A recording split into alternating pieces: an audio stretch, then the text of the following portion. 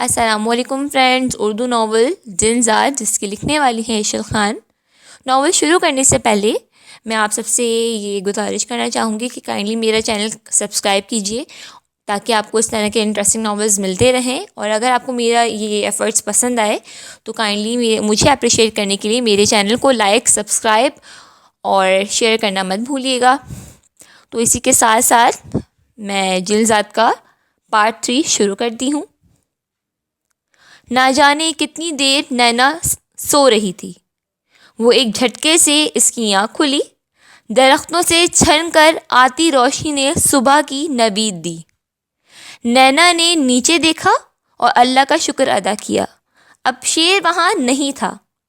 نینا نے کچھ دیر انتظار کیا اور ڈرتے ہوئے نیچے اتر آئی۔ وہ چاروں جانب دیکھ رہی تھی، اس کا ڈر تھا کہیں وہ اچانک سے آ نہ جائے۔ ڈرتی ہوئی نینا چلی جا رہی تھی اور اس نے اپنے پیچھے پہلے کسی کی چاپ سنی۔ چاپ سنتے ہی نینا نے خوف سے آنکھیں بند کیں اور رک گئی۔ اس کے بعد بہت قریب سے شیر کے دہاڑنے کی آواز آئی اور نینا جھٹکے سے مڑی، مگر اب دیر ہو چکی تھی۔ شیر کی سر پر آ چکا تھا۔ نینا کے مڑتے ہی شیر نے 2 قدم پیچھے لیے اور نینا پر جمپ کی۔ نینا سکتے کی حالت میں کھڑی کی کھڑی رہ گئی۔ نینا خوف سے آنکھیں بند کر چکی تھی، اس نے اپنے دل کی دھڑکن کانوں میں محسوس کی۔ شیر اس پر جمپ لگا چکا تھا، لیکن شیر کے بجائے کوئی اور وجود اس پر آ گرا۔ نینا نے جھٹ سے اپنی آنکھیں کھولیں اور وہ حیرت زدہ سی رہ گئی۔ شیر کی جگہ کاشان اس پہ آ گرا تھا۔ نینا پلک بنا جھپکائے سے دیکھ رہی تھی۔ کاشان اب اٹھ گیا تھا۔ نینا ابھی تک زمین پر گری ہوئی اسے حیرت سے دیکھ رہی تھی۔ کاشان نے اپنا دایاں ہاتھ اٹھایا اور نینا خود بخود سیدھی سمٹ کر اٹھ گئی۔ نینا کی آنکھیں حیرت کی شدت سے کھلی ہوئی تھیں۔ وہ حیرت زدہ تھی، اس جنزاد کو دیکھ رہی تھی جس کے تیور آج بھی خطرناک تھے۔ سر سے پاؤں تک وہ اسے دیکھ رہا تھا، ہاتھ کو باندھے ہوئے وہ طنزیہ نگاہ اس پر جمائے ہوئے تھا۔ کاشان، نینا زیر لب اس کا نام پکار اٹھی۔ اس سب میں میرا کیا قصور ہے؟ نینا نے اس کی آنکھوں میں دیکھا۔ تمہاری نفرت بے وجہ ہے کہ تم جانتے ہو میں نے یہ سب جان بوجھ کے نہیں کیا۔ تم جانتے ہو وہ کون تھی؟ کاشان نے جیسے اس کی بات سنی ہی نہیں تھی۔ نینا بلا ارادہ سر کو انکار میں ہلا گئی۔ میری اس سے شادی ہونے والی تھی، یہ کاشان کا کہنا تھا۔ 1 دن پہلے تم نے اسے جان سے مار دیا۔ وہ غصے اور نفرت کے ملے جلے تاثرات سے اسے سامنے کھڑا دیکھ رہا تھا۔ نینا کا دل کانپ گیا۔ میں نے جان بوجھ کے نہیں کیا تھا، وہ چیخ اٹھی اور رو دی۔ یہ احساس ہی بہت جان لیوا تھا کہ اس کی نادانی کی وجہ سے کوئی جان سے گیا تھا۔ اس کا ضمیر اسے ملامت کیے جا رہا تھا۔ تمہیں وہ سزا دینا چاہتا ہوں کہ تم نہ جی سکو نہ مر سکو، وہ چبا چبا کے الفاظوں کو بول رہا تھا۔ آنکھوں سے انگارے لپک رہے تھے، جیسے اس کی ہستی کو تہس نہس کر دینا چاہتا ہو۔ نینا کو اس پر بے پناہ ترس آیا۔ یہ اس قدر دل دکھانے والا واقعہ ہے، شادی سے ایک قبل دلہن کی موت ہو جائے، 2 خاندان ٹوٹ جاتے ہیں۔ دولہے اور اس کی فیملی پر کیا گزرتی ہوگی؟ مرنے والا تو مر جاتا ہے، لیکن اپنے پیچھے کئی کہانیاں چھوڑ جاتا ہے۔ نینا کو اس پر رحم آیا، لیکن یہ سب نادانی میں ہوا تھا۔ وہ مخلوق اگر کسی انسان کو نظر آ جائے تو کوئی انہیں خود بخود نہ مارے، لیکن یہ بات کاشان کو سمجھ ہی نہیں آ رہی تھی۔ وہ کچھ سمجھنے کو تیار ہی نہیں تھا۔ اگر تمہیں شالہ کی فیملی کو سونپ دیتا، اب تک تم ختم ہو چکی ہوتی۔ اس کے لہجے کی نفرت ختم نہیں ہو رہی تھی۔ تمہیں کس طرح سمجھاؤں؟ وہ سب میں نے جان بوجھ کے نہیں کیا، میرا یقین کرو۔ نینا اس کے سامنے بہت بے بس ہوئی تھی۔ وہ 2 قدم اس کے قریب آیا۔ تمہیں پل پل موت دوں گا، تڑپاؤں گا، موت کی بھیک مانگو گی تم، مگر تمہیں موت نہیں آئے گی۔ وہ جیسے انگارے چبا رہا تھا۔ نینا سکتے کے عالم میں کھڑی اسے دیکھ رہی تھی۔ تم نے جو ظلم میرے ساتھ کیا ہے وہ ناقابل معافی ہے۔ نینا تمہیں سخت سے سخت سزا دی جائے گی۔ نینا نے دکھ سے آنکھیں بند کی۔ سزا تو اب شروع ہوگی۔ کاشان کی آنکھوں میں کچھ تھا۔ تمہارے باپ کو زندہ نہیں چھوڑوں گا میں، یہ کہہ کر اس نے چٹکی بجائی اور غائب ہو گیا۔ نہیں کاشان نہیں، نینا چیخ اٹھی، جیسے اس کے پیچھے بھاگی، مگر وہ ہوا میں گم ہو چکا تھا۔ کاشان نہیں، پلیز تم ایسا نہیں کر سکتے۔ وہ چیخ چیخ کے رونے لگی۔ تمہاری مجرم میں ہوں، مجھے جان سے مار دو مگر میرے ابا جان کو چھوڑ دو، خدا کا واسطہ ہے تمہیں۔ نینا جیسے دیواروں کی منت کر رہی تھی، وہ پھوٹ پھوٹ کر رو رہی تھی۔ اس کی ہچکیاں بند ہو چکی تھیں۔ ابا کا سوچ کر اس کی جان جا رہی تھی۔ یا اللہ میرے ابا کو کچھ نہ ہو، وہ گڑ گڑائی تھی، آنسو آنکھوں سے تواتر بہہ رہے تھے۔ اسے کچھ سجھائی ہی نہیں دے رہا تھا۔ یہاں ایک جنگل میں تنہا کھڑی اپنے باپ کی زندگی کی بھیک مانگ رہی تھی۔ کس قدر وہ بے بس تھی ایک جن ذات کے سامنے۔ اس کی آنکھیں ساون برسا رہی تھیں۔ وہ خاموشی سے ایک درخت کے سائے میں بیٹھی تھی، درخت سے ٹیک لگائے ہوئے۔ درخت پر نہ جانے کون سا پھل تھا جسے وہ توڑ کر کھا چکی تھی، کیونکہ خوراک انسان کو بہت بڑی ضرورت دیتی ہے۔ ٹیک لگائے ہوئے وہ بہت دکھی نظر آ رہی تھی، گمسم سی، اپنے ابا جان کے لیے بہت پریشان تھی، بے بسی کی انتہا پر پہنچی ہوئی تھی۔ ایک ایسی دلہے کے سامنے تھی جس کی شادی سے ایک دن پہلے اس کی دلہن کو وہ انجانے میں مار چکی تھی۔ دیکھا جائے تو وہ بے قصور تھی۔ جب وہ دیکھ چکے تھے کہ ایک لڑکی ڈنڈے سے کیری توڑ کر کھانے جا رہی ہے، انہیں خود بخود وہاں سے چلے جانا چاہیے تھا، مگر اب سب قصور نینا کے کھاتے میں درج ہو چکا تھا، اور اس آزمائش سے نکلنا نینا کے لیے بہت محال ہو چکا تھا۔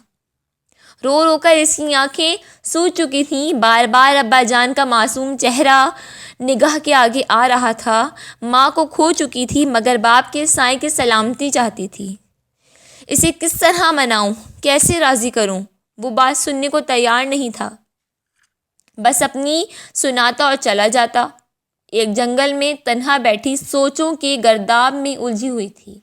جادوئی جنگل نہ جانے اسے کہاں لے جا رہا تھا، نہ جانے وہ وہاں سے نکل بھی سکتی تھی کہ نہیں۔ سوچ سوچ کر اس کا دماغ پھٹنے لگا تھا۔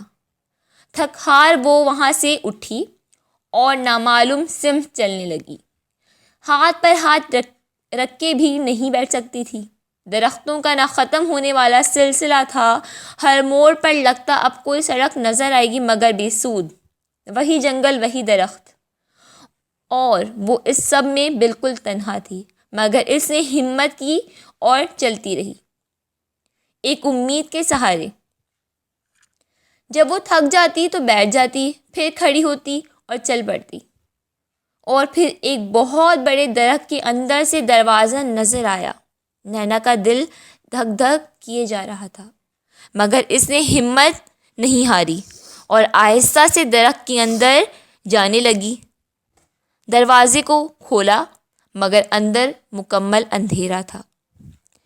نینا نے پلٹنا چاہا مگر دروازہ حسب معمول جگہ سے غائب ہو گیا تھا۔ اس اندھیرے میں اس کا دل ڈوبا جا رہا تھا۔ ایک پل کو نینا کو لگا بس اب دل بند ہو جائے گا، اس کا دم گھٹ رہا تھا، مگر اسی وقت نینا کو درد سے روشنی کی جھلی نظر آئی۔ نینا اس روشنی کو دیکھتے ہوئے چل رہی تھی، اور جب نینا نے وہ لکیر پار کی تو حیران تھی۔ وہ ایک باورچی خانے میں کھڑی تھی، ایک کھلا باورچی خانہ جہاں آگ دہکائی ہوئی تھی۔ ایک طرف سبزیوں کا انبار تھا، ایسی سبزیاں جو نینا نے پہلے کبھی نہیں دیکھی تھیں۔ سامنے ایک بڑی عمر کی عورت برتن سیٹ کر رہی تھی۔ وہ عورت نینا کو دیکھ کر غصہ کرنے لگی، تم ابھی تک کھڑی ہو؟ یہ برتن بادشاہ حضور کے حجرے میں لے کر نہیں گئی ابھی تک؟ وہ عورت شاید کوئی ہیڈ تھی اور اس کے تیور چڑھے ہوئے تھے۔ نینا حیرت سے اس کے تیور دیکھ رہی تھی۔ نینا نے پھر خود کو دیکھا تو وہ دم خود بخود رہ گئی۔ اس نے اس عورت کی طرز کا لباس زیب تن کیا اور ایپرن ٹائپ کچھ باندھ رکھا تھا۔ نینا تم جا رہی ہو کہ نہیں؟ اس دفعہ وہ بہت چیخ کر بولی۔ نینا حیرت میں گھری، برتن اٹھائی۔ نینا اس پورے سیٹ اپ پر حیران تھی۔ وہ اس کا نام جانتی تھی، اس کا لباس یہاں آتے آتے کیسے تبدیل ہوا؟ نینا ان سب پر جتنا حیران ہوتی اتنا کم تھا۔ اس باورچی خانے سے نینا بالکل خاموشی سے نکل آئی۔ باہر ایک لمبی راہداری تھی، بالکل خالی، کوئی نہیں تھا۔ نینا کو سمجھ نہیں آئی وہ کس طرف مڑے۔ وہ خاموشی سے اس راہداری پر چلی جا رہی تھی۔ جگہ جگہ دیے جلے ہوئے تھے۔ نینا کو لگا وہ 18ویں صدی میں پہنچ چکی تھی۔ برتن بھی بہت پرانی طرز کے تھے۔ نینا نے یہ پہلی بار دیکھے تھے۔ سامنے سے ایک لڑکی چلی آ رہی تھی۔ اس نے نینا کی طرح لباس پہنا ہوا تھا۔ جب وہ قریب آئی اس نے خود بخود نینا کو ایک سمت جانے کا اشارہ دیا۔ نینا اس سمت مڑ چکی تھی۔ نینا کس دنیا میں آ گئی تھی؟ نینا کو سمجھ ہی نہیں آ رہا تھا۔ سامنے ایک بہت بڑا سا دروازہ تھا۔ اس دروازے کے دونوں جانب بہت موٹے تازے بندے تلوار لیے کھڑے تھے۔ نینا انہیں دیکھ کر بہت خوف زدہ ہو گئی تھی۔ نینا کو آتے دیکھ کر انہوں نے عادت کے مطابق دروازہ کھولا۔ نینا نے ایک پل کو سوچا تھا۔ وہ نینا دھڑکتے دل کے ساتھ دروازے میں قدم رکھ رہی تھی۔ اس کے دل کی دھڑکن بہت تیز ہو چکی تھی۔ ایک عالیشان کمرے میں وہ کھڑی تھی اور سامنے کا منظر مزید حیران کن تھا۔ سامنے بادشاہ حضور کو دیکھ کر نینا دنگ رہ گئی تھی۔ ایک 30-32 سال کا نوجوان بادشاہ تھا۔ نینا 50-55 سال کا ایک ادھیڑ عمر بادشاہ تصور کرائی تھی، مگر اتنا چھوٹا بادشاہ اس کے خیال میں نہیں تھا۔ بادشاہ بستر پر دراز آنکھیں بند کیے لیٹا تھا۔ انگور کی بھری ہوئی پلیٹ اس کے سامنے دھری تھی۔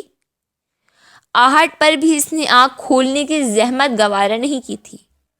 نینا کو سمجھ نہیں آئی کہ وہ کیا کرے۔ نینا نے خاموشی سے برتن وہاں موجود میز پر رکھے اور جانے کے لیے پلٹی۔ گستاخ ہو بہت! اچانک سے آواز سن کر نینا اچھل سی گئی۔ اب بادشاہ انگور کا گچھا منہ میں ڈال رہا تھا اور بہت نزاکت سے چبا رہا تھا۔ کیا محل کے تقاضے بھلا دیے ہیں تم نے؟ اس بار آواز میں بہت سخت پناہ تھی۔ ایک بادشاہ کے سامنے وہ سچ میں تھر تھر کانپ رہی تھی۔ سوری، میں سمجھی آپ سو گئے ہیں۔ نینا کی زبان لڑکھڑائی۔ اب اس نے آنکھ کھولنے کی زحمت کی اور کروٹ لے کے رخ نینا کی جانب کر لیا۔ نینا اسے دیکھ کر دل ہی دل میں اس کی خوبصورتی کی تعریف کیے جا رہی تھی۔ ادھر تشریف لے آئیے، وہ براہ راست اس کی آنکھوں میں دیکھ رہا تھا۔ نینا کا دل خوف سے دیوانہ ہوا جا رہا تھا۔ اس کا دل کیا کہ وہ یہاں سے بھاگ جائے، نہ جانے کیسی دنیا میں وہ آ گئی تھی۔ نینا بمشکل چلتی ہوئی اس کے سامنے جھکی گردن کے ساتھ کھڑی ہوئی فلموں میں ایسا دیکھتی تھی۔ یہ انگور ہمیں کھلائیں۔ اس عجیب حکم پر نینا نے اسے دیکھا اور ایک نظر میں انگور کی بھری ہوئی پلیٹ کو دیکھا اور اس کی فرمائش کو ڈرتے ڈرتے وہ ان کے پلنگ کے پاس آئی جس کے چاروں طرف جالی لگی ہوئی تھی۔ ہلکے سے نینا نے جالی کو ایک طرف سرکایا اور پلیٹ سے انگور اٹھانے لگی تو بادشاہ نے وہ پلیٹ جھٹ سے اٹھا لی اور نظر نینا پر جمی ہوئی تھی۔ بیٹھ کر کھلائیے۔ نینا کے ماتھے پر پسینہ چمک رہا تھا۔ اسے لگا وہ کسی مصیبت میں پھنسنے والی ہے۔ وہ بادشاہ تھا یا چھچورا؟ میں اس کام کے لیے نہیں آئی ہوں بادشاہ حضور۔ نینا نے کوشش کی اس کے لہجے میں غصاخی ظاہر نہ ہو۔ وہ ایک دم اٹھ کے بیٹھا۔ نینا ڈر کے پیچھے ہوئی۔ پھر کس کام کے لیے آئی ہو؟ وہ آئیبرو اوپر کیے سوال کر رہا تھا۔ یہ برتن لے کر آئی تھی۔ اچھا جاؤ۔ اس نے 2 انگلیاں اوپر کر کے جانے کا اشارہ کیا۔ نینا جیسے منتظر تھی اور فوراً سے پیچھے مڑی۔ وہ اتنی تیزی سے کمرے سے نکلی تھی کہ نینا نے پیچھے مڑ کر دیکھنا بھی گوارا نہیں کیا۔ نینا نے دوبارہ باورچی خانے کی جانب دوڑ لگائی۔ یہ حقیقت تھی اس کی بھوک کھانے کو دیکھ کر چمک اٹھی تھی۔ مگر رسوئی گھر میں پہنچی تو وہ عورت ابھی تک وہاں موجود تھی۔ نینا اسے دیکھ کر تھم گئی۔ کھانا کھا لو، پھر تیار ہو کر بادشاہ کے دربار میں تم نے آج رقص پیش کرنا ہے۔ نینا بوکھلا گئی۔ رقص؟ وہ بے یقینی سے اس عورت کو دیکھ رہی تھی۔ جلدی کرو ورنہ، وہ اس کو گھورتے ہوئے بولی۔ وہ ایک برتن میں کھانا ڈال چکی تھی۔ لو یہاں کھا لو، وہ جیسے ایک کتے کو کھانا ڈال رہی تھی۔ نینا نے بہت خاموشی سے وہ کھانا اٹھایا کیونکہ اس کو طاقت کی ضرورت تھی اور طاقت اسے کھانے سے ملتی، لیکن اس طرح زمین پر بیٹھ کر وہ چند لقمے ہی کھا سکتی تھی۔ نینا کو احساس ہوا کاشان نے سچ میں اس سے بہت عجیب بدلہ لیا ہے۔ وہ یہاں نہ جانے کیسے پہنچی ہوئی تھی۔ وہ عورت مسلسل اس کے سر پر سوار تھی۔ چلو، وہ اسے گھور رہی تھی۔ مجھے رقص نہیں آتا، نینا نے منہ سے پھنسی پھنسی آواز میں بولا۔ کل تو تم نے کیا تھا، آج بہانے بنا رہی ہو؟ وہ جیسے اسے کچا چبانا چاہتی تھی۔ میں تو آج ہی آئی ہوں، نینا رو دینے والی تھی۔ اب اس عورت نے سختی سے نینا کے بازو کو دبوچا اور باہر نکل آئی۔ اس ادھیڑ عمر عورت میں بہت دمخم تھا۔ نینا اسے ہاتھ چھڑانے کی کوشش کر رہی تھی۔ وہ بری طرح ناکام تھی۔ وہ نینا کو بے دردی سے اپنے ساتھ گھسیٹ رہی تھی۔ اس میں سے بہت گندی بدبو پھوٹ رہی تھی۔ وہ نہ جانے نینا کو کس طرف لے جا رہی تھی۔ مجھے نہیں جانا، وہ منمنائی۔ خاموشی سے چلو ورنہ ٹانگیں توڑ دوں گی اور تمہاری بوٹیاں بنا کر چیل کبوں کو کھلا دوں گی۔ وہ نینا کو بہت حقارت سے دیکھ رہی تھی۔ چلتے میں اس کی سانس پھولنے لگی۔ ایک بڑے سے ہال میں لا کر اس نے نینا کو پٹک دیا۔ وہاں لڑکیاں ہی لڑکیاں تھیں، سب نینا کی ہی عمر کی تھیں۔ نینا خوف زدہ تھی اور ان سب کو دیکھ رہی تھی۔ اس عورت نے ایک لڑکی کو اشارہ کیا اور بلایا، اسے رقص کے لیے تیار کرو۔ اس لڑکی نے تابعداری سے سر ہلایا اور وہ عورت باہر چلی گئی۔ آؤ، وہ لڑکی نینا سے بولی۔ نینا ٹس سے مس نہ ہوئی۔ اگر بات نہیں مانو گی تو ماری جاؤ گی۔ وہ اب نینا کو تنبیہ کر رہی تھی۔ مجھے یہ سب نہیں آتا، میں اس دنیا کی نہیں ہوں۔ نینا کو لگا بس اب وہ رو دے گی۔ پلیز میری جگہ تم کسی اور کو بھیج دو، میں تمہارے آگے ہاتھ جوڑتی ہوں۔ آ جاؤ، وقت کم ہے۔ وہ نینا کو زبردستی گھسیٹتی ہوئی حمام میں لے آئی۔ نہا لو ورنہ یہ کام میں تم کو خود کرنا پڑے گا۔ نینا اس وقت بہت ڈر گئی تھی۔ وہ جانتی تھی وہ تنہا ہے اور یہ سب بہت زیادہ ہیں۔ وہ اکیلی ہے، ان سب کا مقابلہ نہیں کر سکتی، اس لیے اس نے عقل مندی کا تقاضا کیا۔ ان کی بات خاموشی سے مان لی۔ نینا کچھ دیر بعد حمام سے نکلی۔ اس نے ایک لمبی سی سرخ رنگ کی میکسی پہنی ہوئی تھی۔ کچھ لڑکیاں نینا کے قریب آئیں اور تیزی سے اس کے بال سنوارنے لگیں، اسے خوشبو لگانے لگیں۔ نینا کے ہاتھ پاؤں بالکل ٹھنڈے تھے۔ ایک لڑکی کھڑی اس کا آنچل درست کر رہی تھی۔ اس نے چپکے سے نینا کو ایک گولی دی اور نینا کے کان میں کہا، اس کے گلاس میں ڈال کر پلا دینا۔ نینا حیرت سے اسے دیکھ رہی تھی، مگر اس لڑکی کے چہرے پر کوئی تاثرات نہیں تھے، اور نینا نے بہت تیزی سے وہ گولی اپنے بازو میں چھپا لی تھی۔ نینا نے یہ سوچا تھا دربار میں بہت سے وزیر ہوں گے، مگر وہ یہ دیکھ کر حیران رہ گئی، وہاں صرف بادشاہ کے علاوہ کوئی نہیں تھا۔ وہ ایک شہنشاہی کرسی پر بہت اکڑ سے بیٹھا ہوا تھا۔ نینا نے اسے دیکھا، اس کی نظر نینا پر گڑی ہوئی تھی، اس کے محافظ بھی اس کے ساتھ نہیں تھے۔ وہ کرسی سے اٹھا اور نینا کی جانب بڑھنے لگا۔ نینا دم سادھے اسے اپنی طرف بڑھتا دیکھ رہی تھی۔ قریب آ کر اس نے نینا کا بازو پکڑنا چاہا۔ نینا پھرتی سے پیچھے ہوئی۔ وہ بس اسے کھڑا ہوا دیکھنے لگا۔ ایسا قیامت حسن پہلی بار دیکھا ہے۔ کوئی آسمان کی پری ہو کیا؟ وہ ایک قدم قریب آیا اور نینا ایک قدم پیچھے ہوئی۔ پیچھے ہٹنے کا کوئی فائدہ نہیں، ہم سے بچ نہیں سکتی۔ اس کی بے بسی پر وہ ہنسنے لگا۔ اس کی ہنسی بہت خباثت والی تھی۔ نینا کا دل کیا اس کی اس ہنسی کو نوچ ڈالے۔ دائیں جانب رقص کے سامان رکھے تھے۔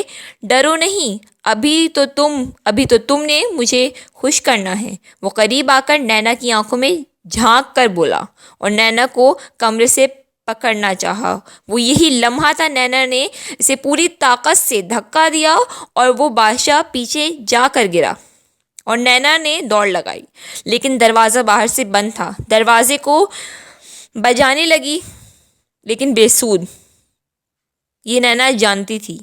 نینا نے ہال میں موجود دوسرے دروازے کے پاس جا کر دروازہ کھٹکھٹانا شروع کیا۔